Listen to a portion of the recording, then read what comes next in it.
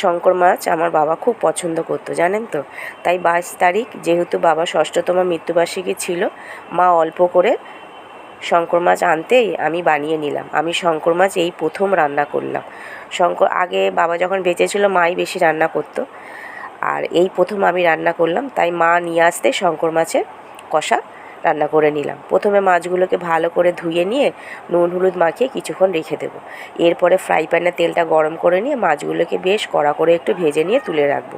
তারপরে কড়াইতে ওই মাছ ভাজার তেলটা ঢেলে দিয়ে শুকনো লঙ্কা আর সাদা জিরে ফোড়ন দিয়ে সাথে কেটে রাখা পেঁয়াজ কুচি ও 1 চামচ নুন দিয়ে ভালো করে মিশিয়ে নেব।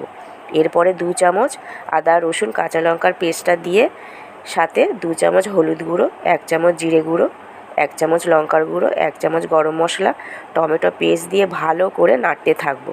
এরপরে সামান্য কাশ্মীরি লঙ্কার গুঁড়ো দিয়ে আর পরিমাণ মতো জল দিয়ে চাপা দিয়ে দেব।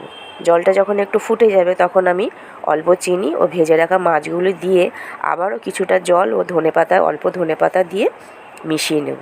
খুব সুন্দর হয়েছিল খেতে জানেন তো। একবার এইভাবে বাড়িতে বানিয়ে খেয়ে দেখতে পারেন, অসাধারণ লাগে আর পুরোটা লাগে মাংসের মতো খেতে।